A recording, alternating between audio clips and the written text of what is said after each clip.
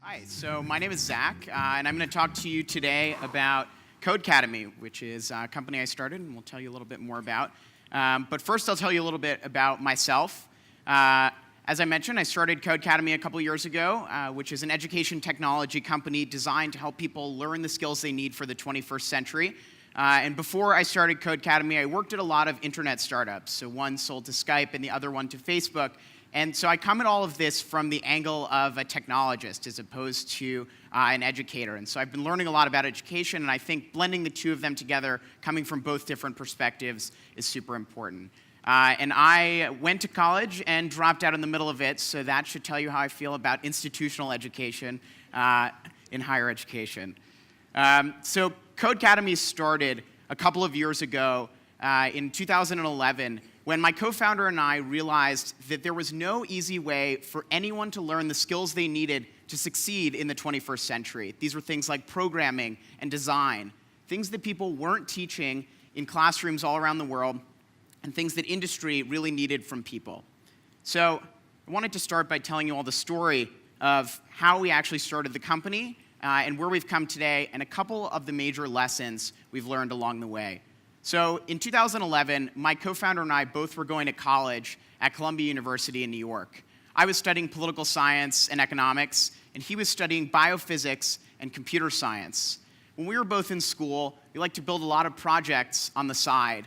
I liked to build small websites and release them online. Ryan liked to take photographs and share them with his friends. And what we realized was that everything we were doing outside of the classroom was much more impactful than the things that we were learning inside the classroom. So what Ryan did was start something outside called the Application Development Initiative, where he taught people through programming how to be creative and make the things that they had always kept in their heads. And within the first year of starting this, Ryan's program grew to become bigger than any other class on campus, with more than 400 people coming to after-school sessions to learn how to program, to build websites, and to share the things that they'd always dreamed of making. And I was spending my days in a classroom learning about political science, something that I didn't really want to pursue after I graduated. So the two of us looked and realized from this experience that we were paying over 4 years more than $200,000 for an education that would leave us not prepared for the 21st century and not prepared for the jobs that were available. But more importantly, that we weren't really focused on what we were learning inside the classroom, but instead on what we were learning outside of the classroom. And we realized there was no educational institution that focused on building the things that we wanted to learn, which were real skills that we could use to apply to the things that we wanted to build and see in the world. And this led us again to think, why are we spending so much money on a 4-year higher education when it wasn't meeting our needs? And so we looked around and we realized in the US, more than 50% of people that end up going to school of higher education realize that college isn't preparing them for the jobs in a modern economy. Similar results happen out of colleges. Within the US, 50% of college graduates, a year after they graduate, are unemployed or underemployed, meaning they didn't need the college degree that they studied for and paid a lot of money for as well. So seeing this, Ryan and I decided there had to be a way to build something better. There had to be a way to build learning that was lifelong for people and didn't just focus on the 4 years you were in a classroom. Wanted to build a way for people to learn that they could learn on their own time and that they could be inspired by and excited by and didn't feel like they had to learn in a classroom, but were learning because they wanted to. We wanted to teach people the skills that would actually help them get better at what they wanted to in life and enable them to have new opportunities to build things both for themselves and to make the communities around them even better than they were before. So when we first started, we took a few different approaches to connecting people who were interested in learning these skills with job opportunities that were available to them. This is one of the first mock-ups of something we built where we figured we'd have companies come to different campuses or different cities based on where people wanted to work. It turns out that wasn't the best idea. And so I decided to leave college to work with my co-founder Ryan on building this new educational institution that would teach people these important skills. So it's been about 2 years since then, and we've built a lot of different things, but a lot of the learnings that we've come upon have been the same as those that we had while we were in college in the first place. We realized we were frustrated by what we were learning, how we were learning it, and who we were learning it from. We wanted to build something better and different. So what we saw was that the things that we were learning in a classroom moved much slower than the way the real world worked. So in educational institutions, there are curriculum review boards. There's a lot of red tape to go through before people are allowed to actually teach a course on a given topic. And what we saw in industry, in the real world, was that people needed to change what they were learning every year, or in some cases, every few months. In technology in particular, we realized that the languages that people need to learn in order to be employable change so quickly that programmers are constantly learning on their own time as opposed to in a classroom in order to stay relevant and in order to stay employed. We also realized that the people that were seeking higher education were changing. In the US and across the world, we often talk about higher education as something for people between the ages of 18 and 22, where they go after they finish high school and they learn, and then they go out in the world and they don't learn ever again. But actually, the demographics are different, and more than half of the people seeking higher education are over the age of 24. And so what we wanted to do was build this lifelong learning experience for people that wasn't dependent on staying in a classroom, but instead allowed people to learn anywhere on their own time. And we also realized that across the world, institutions are spending more money on everything that isn't education, whether it's a college or a high school. They're spending on sports teams, they're spending on facilities, and they're not spending on the quality of the education, which is what matters to most of their students. So we saw all of these problems, and we thought again, if we could solve one thing, what would that one thing be? Decided it was so hard for people to learn relevant skills in a way that was fun, engaging, and accessible. People found that they were bored sitting in a classroom, forced to listen to teachers. They weren't engaged. They weren't learning by doing. Nothing was hands-on. They were watching someone talk to them for an hour, much as you are now. And we were also concerned that people were scared by what they were learning. It wasn't easy enough, it wasn't approachable enough, and it wasn't accessible to anyone everywhere. So this was the same problem that I was facing at the time.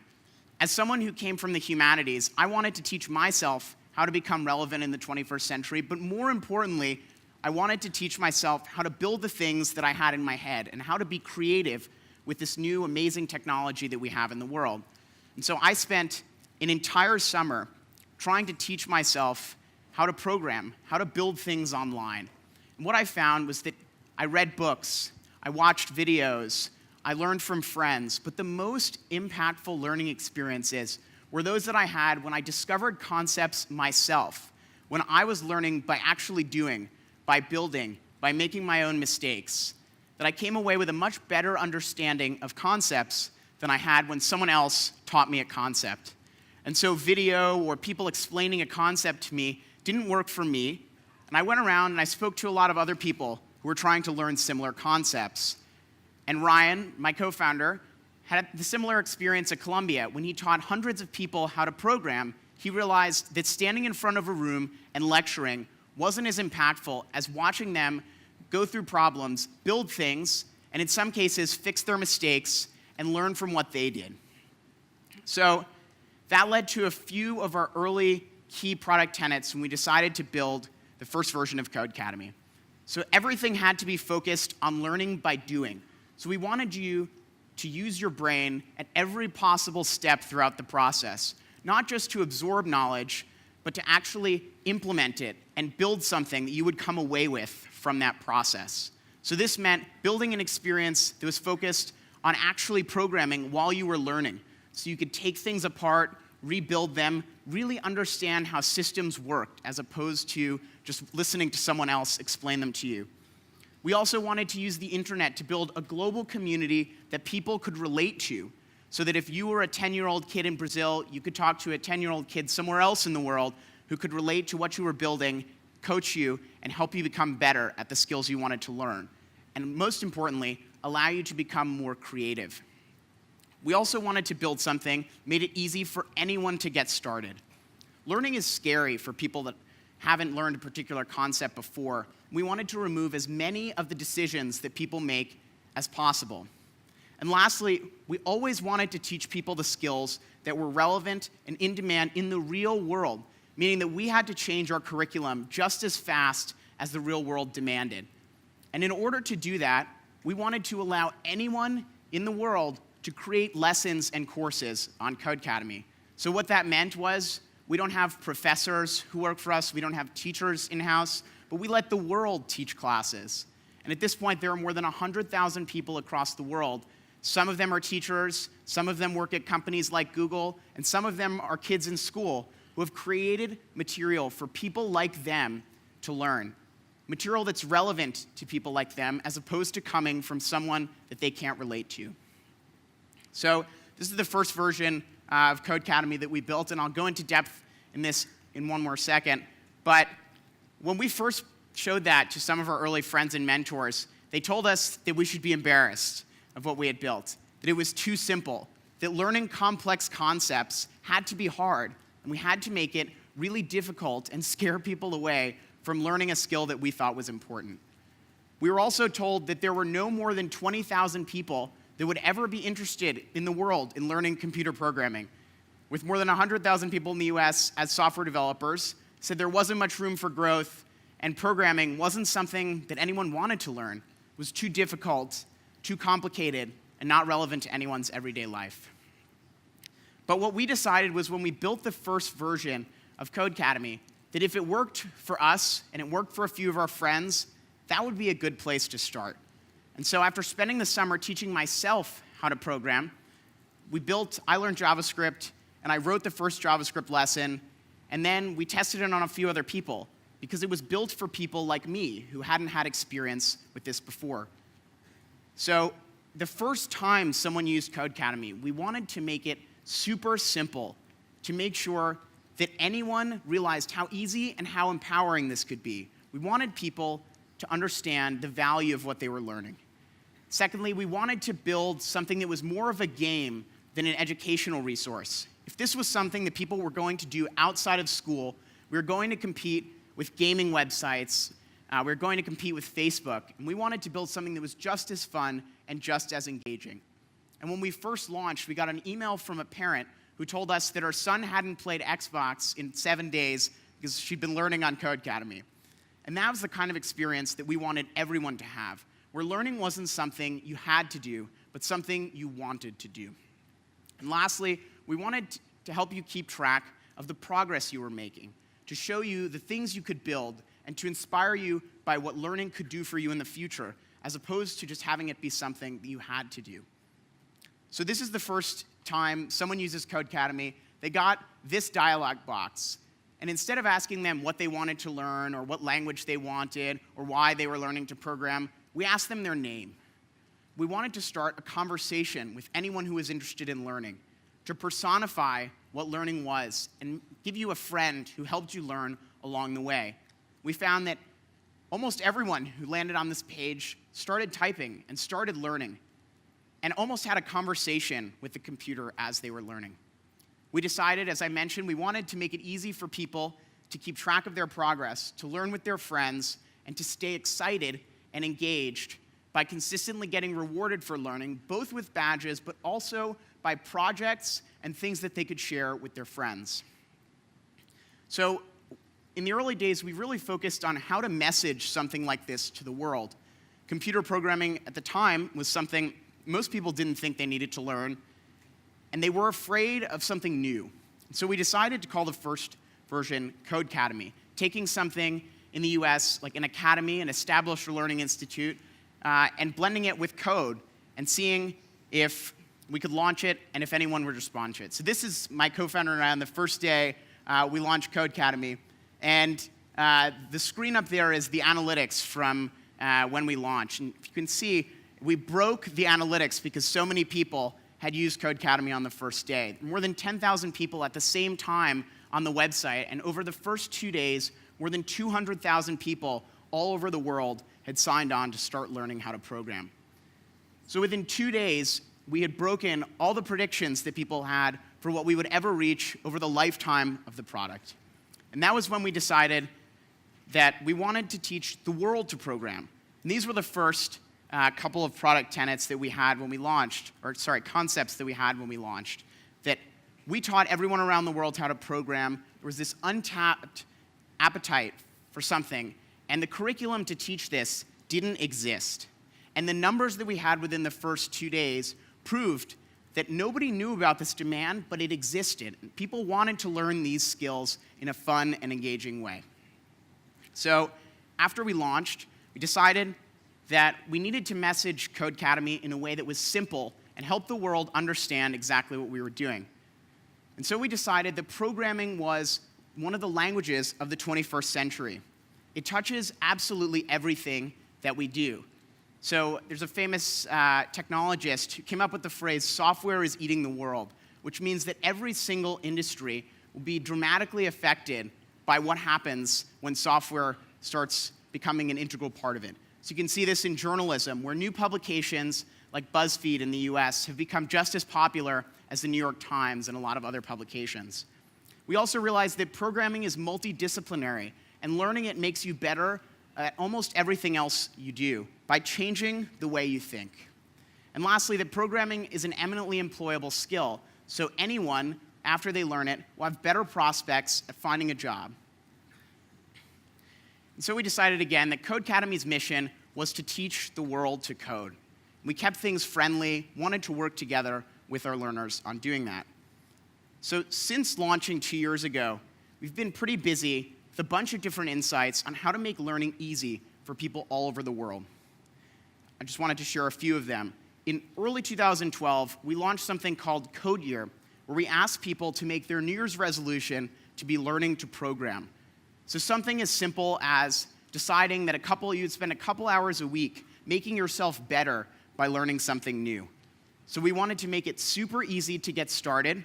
We wanted to show you that there were lots of people like you doing it, and we wanted to get you to dive into learning immediately. So this is what it looked like. Within the first 2 days that it was online, again, more than 400,000 people had signed up to participate to learn to program. There were a lot of famous people that signed up as well, with at some points more than 5,000 people per hour around the world signing up to learn a skill that people had told us nobody would be interested in learning. So we took everything we learned from the early days and we implemented it in a new learning environment that we've focused on changing over time. As we said at the beginning, everything was focused on learning by doing, not by reading. It should be project-based, so people could build real projects and walk away with a souvenir or sort of a remnant of what they've built. And lastly, should consist of really small steps to reinforce an idea. So this was the early version of the way you learned on Codeacademy, where you had short instructions on the left-hand side. You would actually write code and implement what you were talking about on the right-hand side. And below it, you could see the results immediately. So very short feedback cycles where every 30 seconds or so, you were writing code and seeing if what you were writing was actually correct and building something. And we took that and made it look a little bit better and made it have even more immediate feedback and be more visual for people like kids that were interested in seeing the results of what they had built. So since then, we've again taken all those insights and applied them to redesign pretty much everything on the site, making it really easy for people to visualize the progress that they're making, to stay motivated, and to learn from other people all around the world. So from all of this, I wanted to tell you all a little bit about the impact that this project has had over the past couple of years. We've had more than 24 million people all over the world who've started learning to program on Codeacademy. Those people started learning everywhere, not just online, but in places like on their phones and on their tablets, places where if they have 5 minutes walking down the street, instead of playing a game, they can start learning something real. There are more than 100,000 people that have created lessons on the platform to share their knowledge with the world in every single country in the world. And there are more than 60,000 schools that use the blended learning techniques you've talked about, that you've heard about earlier today, to teach their students the same skills that anyone can learn online. We've had a lot of successes. Martha is a student in Nairobi who never had a personal computer of her own until she was 18, had access to the internet for the first time reliably, taught herself to program, got a job 3 months later as a programmer, and then started the first school for female developers in all of Africa, teaching the same skills she learned to people everywhere. So, for those of you in the audience, I think programming can do a lot for you. Can help you not be constrained by what's not possible, by what you have in your heads. Lets you build anything that you might want to build. Helps you communicate better with people around you, and helps you experiment with becoming more creative in a new format, code. So you can get started really simply by going to Codeacademy.com. And today, we have more than 1 million people in Brazil that have used Codeacademy. Brazil is one of the top 5 countries on our site.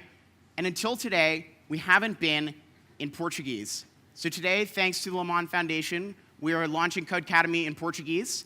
And we're really excited and hope that a lot of you will try it out and let us know what you think. Thank you.